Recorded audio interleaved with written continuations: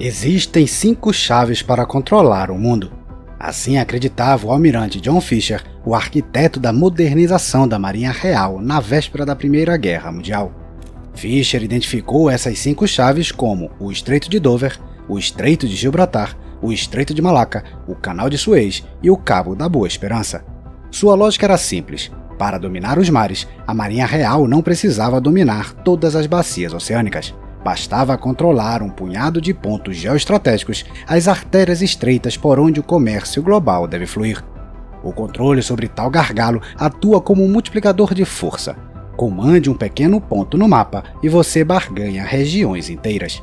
É possível restringir adversários, bloquear o acesso às principais rotas de navegação e moldar o equilíbrio de poder muito além da geografia imediata. A história confirma a tese de Fisher.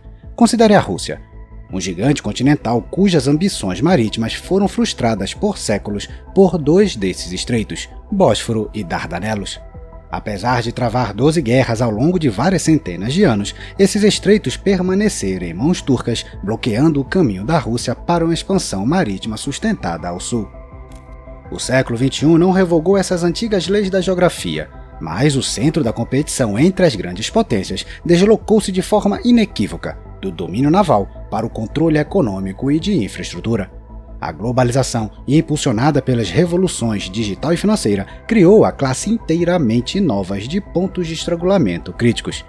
Eles não são mais passagens estreitas de águas ou canais. Em vez disso, são nós estratégicos inseridos nas tensas redes globais de finanças, telecomunicações, logística e tecnologia avançada. As junções ocultas onde o poder agora se concentra e a influência é exercida. Os pontos de estrangulamento modernos são visíveis a olho nu, mas seu impacto na soberania nacional e na estabilidade econômica é maior do que nunca. Estes são os nós onde convergem os fluxos globais de capital, dados e componentes tecnológicos críticos. Eles incluem o dólar americano, que sustenta cerca de 90% das transações cambiais globais. Eles incluem a infraestrutura financeira, chips e SWIFT, que permite as liquidações transfronteiriças. E inclui o controle sobre as tecnologias-chave necessárias para produzir semicondutores avançados à base da computação moderna e da IA. Quem controla esses centros controla o coração da economia global.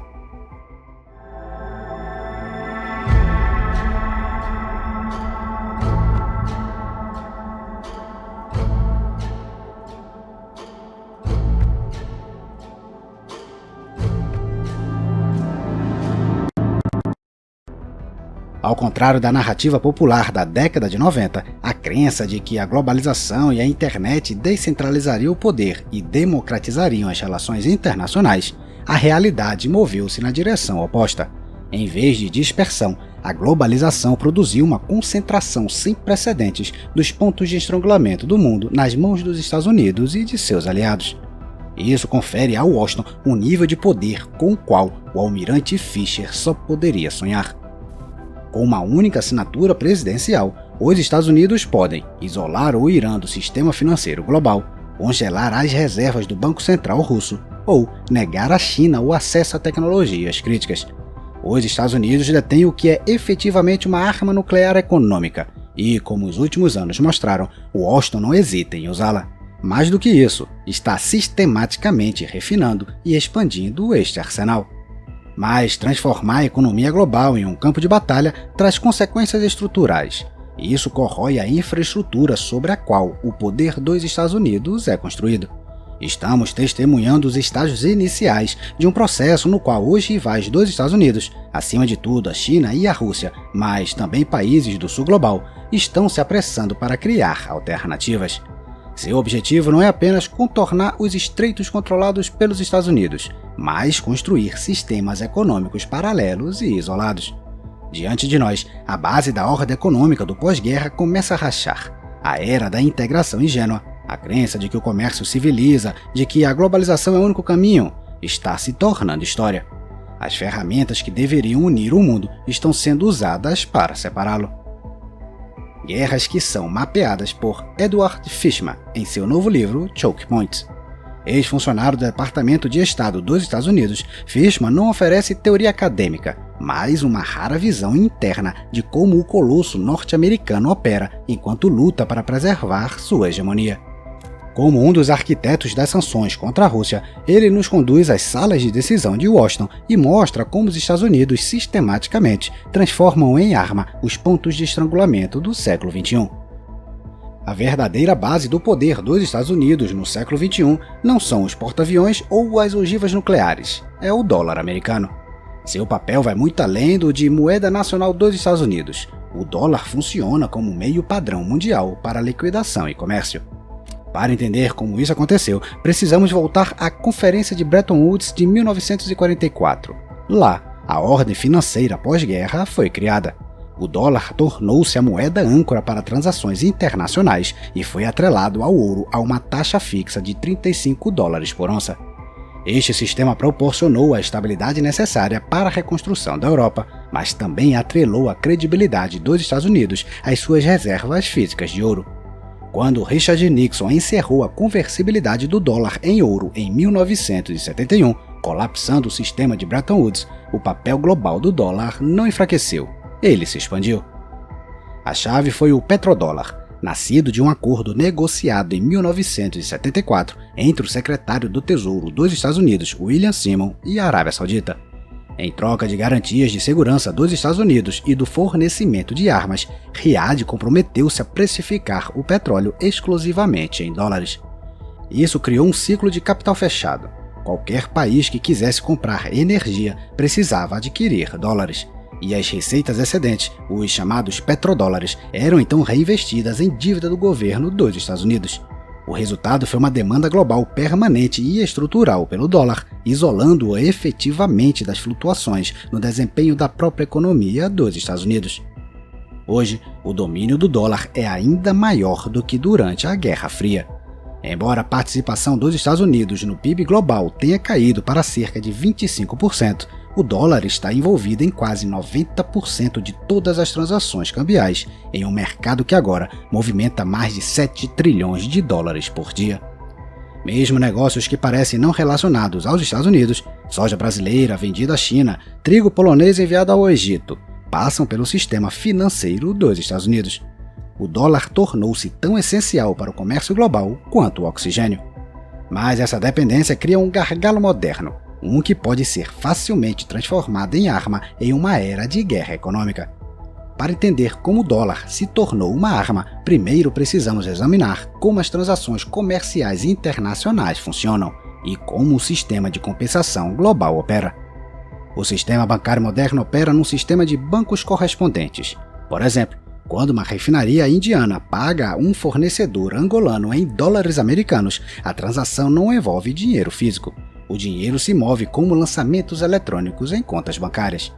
Para um banco em Mumbai transferir dólares para um banco em Luanda, o pagamento deve passar pela infraestrutura de compensação do emissor da moeda. No caso do dólar, sistemas baseados nos Estados Unidos, como o CHIPS ou o Fedwire. Assim, mesmo transações entre duas entidades inteiramente não americanas, por uma fração de segundo, ainda tocam o sistema financeiro dos Estados Unidos. Esse contato fugaz cria jurisdição legal para o governo dos Estados Unidos. Isso confere a Washington uma visibilidade inagualável sobre os fluxos de dinheiro e as redes financeiras globais e, o mais importante, as condições perfeitas para a coerção econômica, condições que os Estados Unidos provaram estar dispostos a explorar. Nas últimas 2 décadas, começando com o Patriot Act após os ataques de 11 de setembro, a Casa Branca construiu um vasto arsenal de armas econômicas baseado no domínio do dólar. A ferramenta mais poderosa do Tesouro dos Estados Unidos são as sanções secundárias, implantadas pela primeira vez contra o Irã. As sanções tradicionais eram muitas vezes ineficazes porque países terceiros as ignoravam e continuavam a negociar com os atores sancionados. As sanções secundárias resolveram isso. Sua característica é o alcance extraterritorial. Elas proíbem negócios com entidades sancionadas, como empresas iranianas, não apenas para empresas norte-americanas, mas para qualquer um que use o dólar ou dependa da infraestrutura financeira dos Estados Unidos. A penalidade é a exclusão do sistema de compensação daquele país. Para a maioria dos bancos, uma sentença de morte financeira. O poder das sanções secundárias é ilustrado pelo caso do Instex. Depois que os Estados Unidos saíram do acordo nuclear com o Irã em 2018, a União Europeia buscou preservar contratos lucrativos garantidos por empresas europeias no Irã. Para contornar a pressão dos Estados Unidos, a Europa estabeleceu o INSTEX, um mecanismo projetado para facilitar o comércio com Teherã fora do sistema SWIFT e liquidar transações em euros.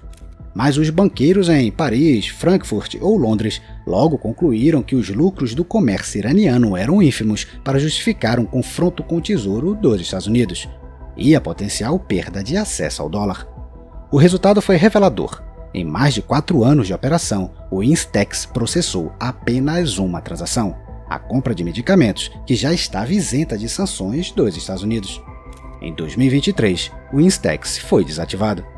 As empresas europeias perderam contratos iranianos avaliados em mais de 40 bilhões de euros, sacrificados sob pressão direta de Washington. As ferramentas de pressão dos Estados Unidos nem sempre são tão contundentes quanto as sanções secundárias. Às vezes, Washington recorre a instrumentos mais sutis, mas igualmente perigosos. Um exemplo são as sanções setoriais impostas à Rússia após a anexação da Crimeia em 2014.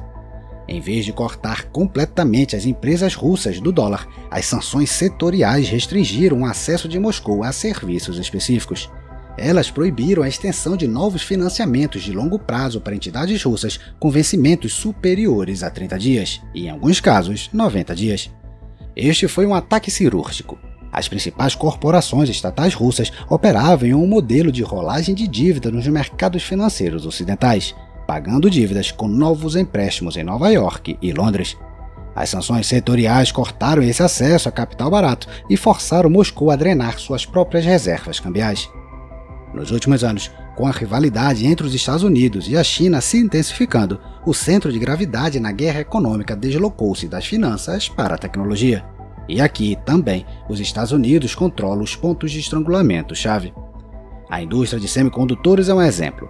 Embora as máquinas de litografia mais avançadas do mundo, essenciais para a produção de chips, sejam construídas pela neerlandesa ASML e a fabricação em si ocorra em grande parte na TSMC de Taiwan, o processo ainda depende de um componente crítico dos Estados Unidos. Os softwares usados para projetar circuitos integrados, chamados ferramentas EDA, é monopólio de 2 empresas dos Estados Unidos, Cadence e Synopsys. Além disso, as máquinas da ASML estão repletas de componentes americanos. Explorando esse cenário, o Departamento de Comércio dos Estados Unidos implementou a Foreign Direct Product Rule, FDPR, uma regulamentação que estende a jurisdição dos Estados Unidos. Sob a FDPR, qualquer produto fabricado em qualquer lugar do mundo cai sob o controle dos Estados Unidos se sua produção envolver até mesmo um único elemento de tecnologia ou software dos Estados Unidos. Como as ferramentas da Cadence e da Synopsys são padrões da indústria, a FDPR dá a Washington poder de veto sobre as exportações de semicondutores avançados para a China, mesmo quando esses chips são produzidos não nos Estados Unidos, mas em Taiwan. Crucialmente, o uso da FDPR pelos Estados Unidos acelerou rapidamente. Em 2020 foi aplicada a apenas uma única empresa, a Huawei. Em 2022, já havia sido expandida para setores inteiros das economias russa e belarrussa. Em uma era de competição tecnológica acelerada, a FDPR tornou-se uma arma poderosa, um novo tipo de cortina de ferro usada para isolar os rivais dos Estados Unidos das tecnologias-chave do século XXI. O arsenal de armas econômicas dos Estados Unidos possui um enorme poder destrutivo e pode infligir danos reais às economias dos adversários dos Estados Unidos. Mas não é uma arma milagrosa capaz de vencer todos os confrontos por si só. A história militar nos ensina uma lição consistente. Toda nova estratégia ofensiva eventualmente provoca uma contra-estratégia defensiva. A mesma dinâmica agora se aplica à guerra econômica. Estados alvo da pressão dos Estados Unidos estão aprendendo a evadir sanções, adaptar suas economias e construir sistemas alternativos que, embora menos eficientes, lhes permitem sobreviver ao confronto com Washington.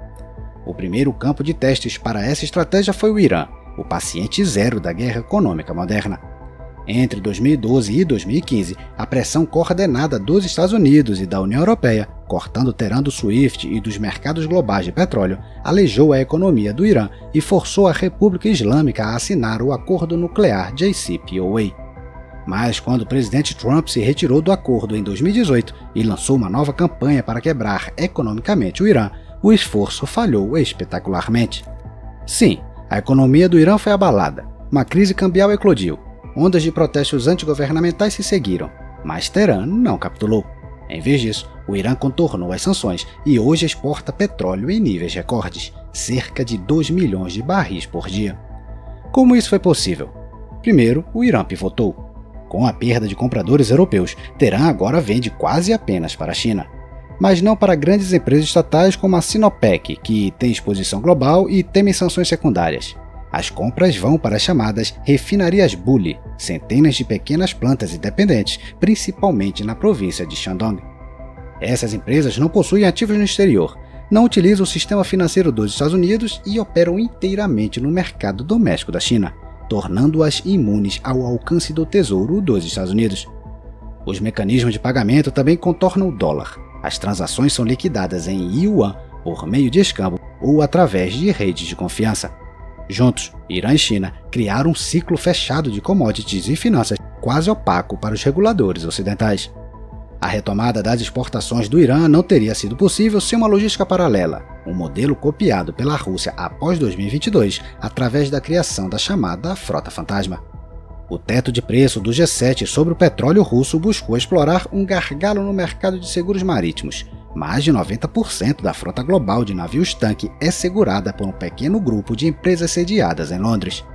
Com o teto de preço, os serviços de transporte ou seguro ocidentais foram proibidos de atuar com petróleo russo acima de $60 por barril. Em teoria, esta era uma solução elegante: drenar as receitas do Kremlin sem desencadear um choque de oferta global ou escassez física. Moscou contornou o sistema mobilizando centenas de navios-tanque envelhecidos que operam fora dos mercados de seguros ocidentais. Essas embarcações navegam com os transponders desligados, mudam de bandeira, renomeiam navios, realizam transferências em alto mar e até misturam o petróleo bruto russo com petróleo de outras fontes, tudo para ocultar a verdadeira origem. Os resultados deste confronto são mistos. O teto de preço inegavelmente aumentou os custos de Moscou, mas provou-se poroso. A Rússia continua a vender seu petróleo a preços de mercado bem acima do teto do G7, demonstrando que o controle sobre um ponto de estrangulamento financeiro perde seu poder quando o adversário está determinado a construir uma infraestrutura paralela. E aqui reside a maior ameaça ao poder coercitivo dos Estados Unidos. Quanto mais países são sancionados por aquele país, mais fortes se tornam seus incentivos para cooperar. O que estamos vendo é a consolidação de um bloco informal anti-Ocidente, o que alguns estrategistas dos Estados Unidos rotulam como o novo eixo do mal. Países isolados dos mercados e da tecnologia ocidentais, especialmente Irã, Rússia e China, estão construindo seus circuitos econômicos fechados. O exemplo mais claro é a parceria cada vez mais profunda entre a Rússia e o Irã. Antes de 2022, Moscou mantinha relações com Teherã, mas evitou violar as sanções dos Estados Unidos impostas àquele país. Depois que a Rússia caiu sob um regime de sanções semelhantes ao do Irã após a invasão da Ucrânia, a cooperação se intensificou. Os dois países conectaram partes de seus sistemas bancários e aceleraram os trabalhos no corredor internacional de transporte Norte-Sul, projetado para contornar as rotas controladas pelo Ocidente. Dentro deste bloco emergente, a China desempenha o papel de irmão mais velho. As exportações chinesas para a Rússia dispararam, preenchendo o vazio deixado pelo Ocidente. Pequim fornece de tudo, desde carros e smartphones a maquinário, semicondutores e componentes de uso duplo, cruciais para a indústria de defesa da Rússia. Embora os grandes bancos chineses evitem infringir as sanções dos Estados Unidos, instituições financeiras menores, o escambo e sistemas de liquidação localizados permitiram a continuidade do comércio com a Rússia e o Irã. A consequência de longo prazo mais perigosa da forte dependência dos Estados Unidos em sanções é a aceleração dos esforços para construir sistemas fora do arcabouço do dólar. Desde 2022, o interesse cresceu em moedas de liquidação alternativas, o yuan para o comércio de petróleo e em sistemas de pagamento independentes dos Estados Unidos. A China está promovendo o CIPS como alternativa ao SWIFT. A Rússia expandiu sua rede SPFS. Por enquanto, esses sistemas lidam apenas com uma fração do volume de pagamento global e não desafiam o domínio do dólar, mas a tendência é crescente. Há também as moedas digitais de bancos centrais, incluindo o Yuan digital da China.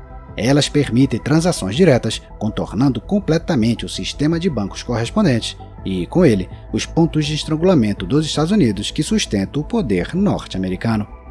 Se tais tecnologias ganharem tração global, a infraestrutura financeira que sustenta o domínio dos Estados Unidos hoje pode eventualmente se tornar obsoleta. Esse futuro, no entanto, provavelmente será medido em décadas, não em anos. Muitos veem a transformação dos pontos de estrangulamento em arma pelos Estados Unidos como caótica ou impulsiva, impulsionada por interesses políticos de curto prazo. Isso é um erro. O processo tem uma lógica geopolítica muito mais ampla. O objetivo não é simplesmente ferir rivais individuais, mas corrigir a trajetória da própria globalização. Por décadas, os Estados Unidos foram o principal arquiteto e força motriz da globalização. Hoje, Washington reconhece cada vez mais que a globalização em sua forma original não é mais sustentável, pelo menos não sem minar a posição hegemônica dos Estados Unidos. Os rivais dos Estados Unidos, acima de tudo a China, aproveitaram os mercados globais abertos para crescer, que por sua vez alimentou a expansão militar e de influência política. A globalização projetada para fortalecer a liderança dos Estados Unidos produziu, paradoxalmente, um novo colosso estratégico, a República Popular da China. Diante dessa realidade, Washington usa esses gargalos que ainda controla em uma tentativa de redesenhar a globalização, para bloquear a China, a Rússia, o Irã e outros rivais de uma participação significativa no sistema econômico global. Se essa alternativa pode ter sucesso é altamente incerto. À medida que a pressão dos Estados Unidos se intensifica, seus adversários se unem e constroem alternativas. Aliás, a utilização de pontos de estrangulamento como arma causa danos colaterais aos aliados europeus, cada vez mais inquietos com o futuro a longo prazo das relações transatlânticas. A era da guerra econômica está empurrando o mundo para a fragmentação, mas o resultado final permanece em aberto. Um cenário é uma cortina de ferro reforçada, separando economias hostis do sistema global. O outro é mais irônico.